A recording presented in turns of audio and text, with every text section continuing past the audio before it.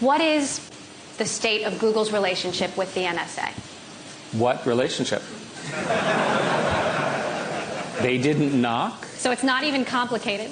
They didn't knock. They didn't call. They didn't send a letter. They just visited.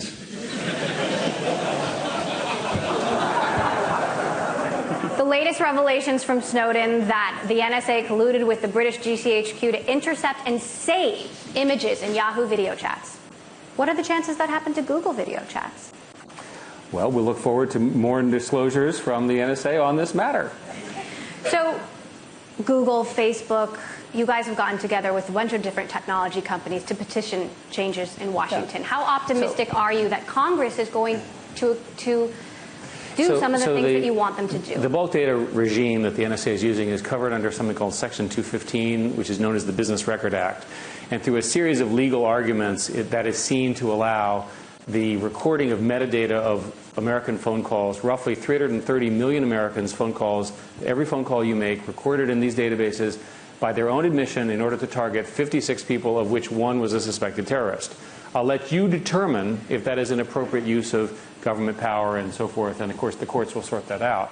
But that's sort of what they were doing. The group that Google was a part of took the position that this metadata collection was not necessary, that there were other ways of achieving the goals of keeping the country safe, and that the issue of collecting that data was problematic because of the possibility of things, for example, as future leaking. The president, after listening to us and a whole bunch of, and the other side, as best I can tell, announced in January a committee, which I am actually on, to try to figure out what to do, because he said to the NSA he doesn't want the NSA to keep the data, but he wants others to keep the data, and we're working on what the choices are. So I'll take the president's word, again, sincere, that he was trying to actually address this in the balance between interests. In the book, we say quite a bit about this, and in particular, we say that in a democracy, democracies will have this debate, especially now that we know that it was going on, and you'll find the right balance of this interest. And let me give you an example. If I wander around in America and I ask the question, what rights or privacy would an American give up if there were a horrific 10-person terroristic act once a year, once every few years? It was just horrific, just 10 people hurt. And the average American says to me, yeah, I'm fine with this. You ask the same question in Germany, and the answer is we're not fine with it. You ask the same question in Britain, they say, why are you asking the question? What's the problem?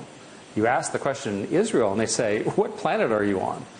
These are all strong, functioning democracies with different cultural values on the question of privacy for all sorts of reasons. In the book, we say that governments need to have this debate and find that balance, and there's no single answer. And also in the book, we recount a 5.5-hour interview that we did with Julian Assange. Which he leaked. Which he eventually leaked. And it was while he was under house arrest in the UK, wearing the ankle bracelet and everything. And the conclusion we came away from the Assange meeting with is this danger of bulk leaking is going to continue. We argued in the hardcover version of the book there were going to be more Bradley Manning types, and of course then we had Edward Snowden.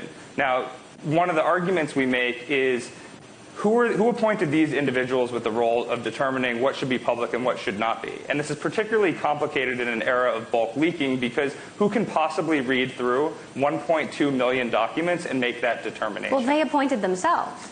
It's not a good idea to have random people decide to leak large amounts of data without some kind of oversight. So is Edward Snowden a traitor, a hero? Well, I'm not going to use those words, but I'll say, let me tell you the problem with allowing it. Let's say that it was large collections of healthcare data, large collections of tax data. Those data are also in databases that could, in theory, be attacked and leaked. You're better off in a democracy having a system which allows for such whistleblower behavior that does not ultimately cause the data permanence to be invoked. The problem is once the information is made available to everyone, you can't take it back, and people could actually be harmed